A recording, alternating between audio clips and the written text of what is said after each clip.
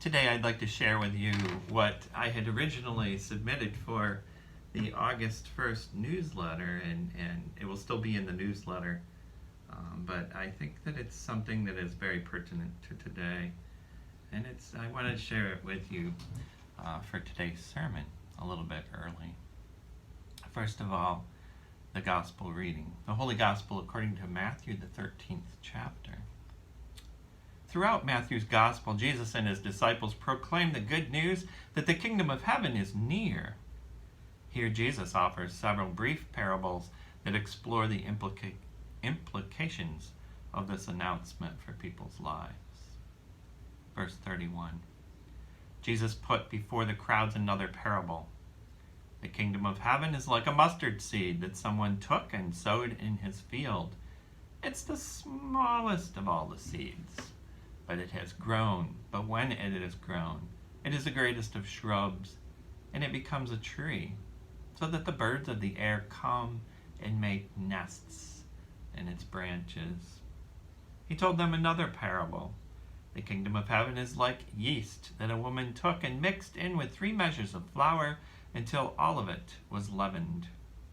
The kingdom of heaven is like treasure hidden in a field, which someone found and hid. And then in his joy he goes and sells all that he has and buys that field. Again, the kingdom of heaven is like a merchant in search of fine pearls. On finding one pearl of great value, he went and sold all that he had and bought it. Again, the kingdom of heaven is like a net that was thrown into the sea and caught fish of every kind.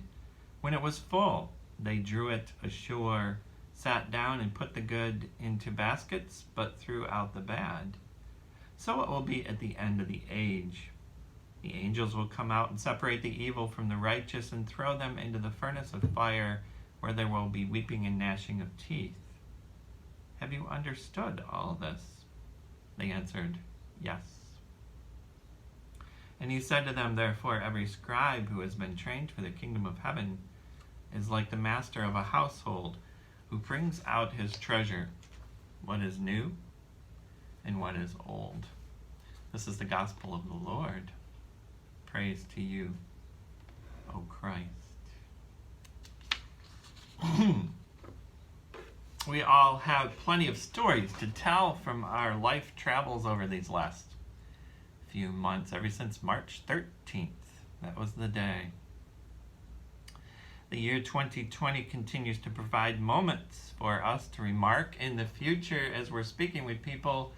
Remember when? I don't know about you, but everyday tasks seem to be more difficult to perform. It's as if we are all hiking through higher level mountains. Multiple people have shared with me the somewhat comical but upsetting reality of not knowing what day of the week it is. Does that sound familiar to you? Is this Tuesday or is this Wednesday? Dates, for me, are the even harder thing. One of my favorite personal COVID foggy moments to share is that one morning I made a special trip to Sheetz gas station to gas up for a day trip that Jeff and I were going to take, only to realize just as I pulled in the driveway at Sheetz and started hunting for an open pump that my vehicle was already full of gas. And I have to say that I circled the pump, I came around and I got out and I put in $1 worth of gas or so, whatever it would take, so that I wouldn't look too silly. I must have taken care of that on the previous day. Yes, people like me are driving on the highway. People like me, go ahead and say what you're thinking. This COVID season's stories will one day be joined with the rest of the Remember When stories, those conversations that have filled our lives throughout the decades. During the flu will be similar to after the war, meaning World War II or Korea War, during the flood, or on 9/11. During the flu. Remember when? The season has had a large impact on our lives, more than we expected back in mid-March. I still recall thinking, as a pastor, that there would be a temporary 2 weeks or so suspension of activities, and Holy Week and Easter was not even on my radar as far as being affected. And slowly but surely, as the time came and as it was revealed, new realities set in. Bundled in with the foggy moments and the frustrating moments and the grieving moments, much grief, are what I like to call oasis graces. Oasis graces. Those moments where I have seen God anew, in a new way. Jesus Christ is the revelation of God, remember, to us. Jesus is alive and walks with us in these COVID moments and reveals God to us fresh and anew. Seeing God through a new lens is what makes remember when moments so rich and full of grace. Remember when a couple in the church stayed isolated and healthy so they could be available to transport an ill member of the congregation to their doctor's appointments. Remember when members of the congregation called and wrote and checked in on one another. Remember when so many gave financially to care for the unemployed and underemployed and those in need. Those are just a few of the stories that I've witnessed here in the life of the church and have been privileged to retell recently. There are remember when stories that my mother told about how she and her siblings made snow angels in the yard to entertain their brother during the winter when he was quarantined once as a child. He was quarantined with scarlet fever. I love to share the remember when family story of spending the night in a towering Agway feed plant that stood behind our house in western New York. That was the night that Hurricane Agnes flooded our home and flooded the valley that surrounded that towering plant. We slept on the second floor on the feed bags that night. That's a definite remember when. God is alive and well and calling us to open our eyes to God's goodness that surrounds us.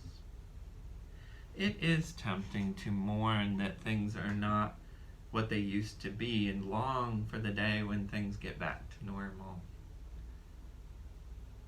And that longing is a sense within the church that God is not working through us right now. I invite you to let Jesus show you the nail prints in his hands, and the scar in his side. You know, that post-resurrection story of Jesus coming and showing himself to the disciples. Wow, that's pertinent for today. That Jesus reveals that God is alive in a new way. And he shows the scars. He shows the pain. He shows the grief. But he shows that he is resurrected and he's alive and working in the midst.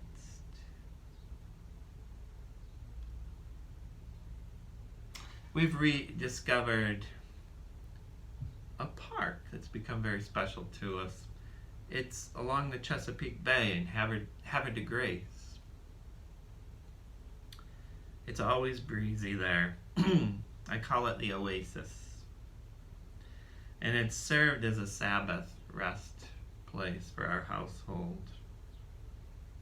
And it's only an hour away from home.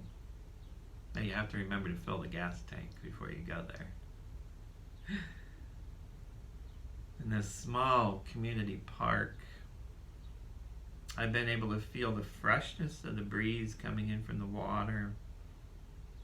I've been able to watch others enjoy boating and fishing and tubing, and there's this thing called parasailing that I know that you know about.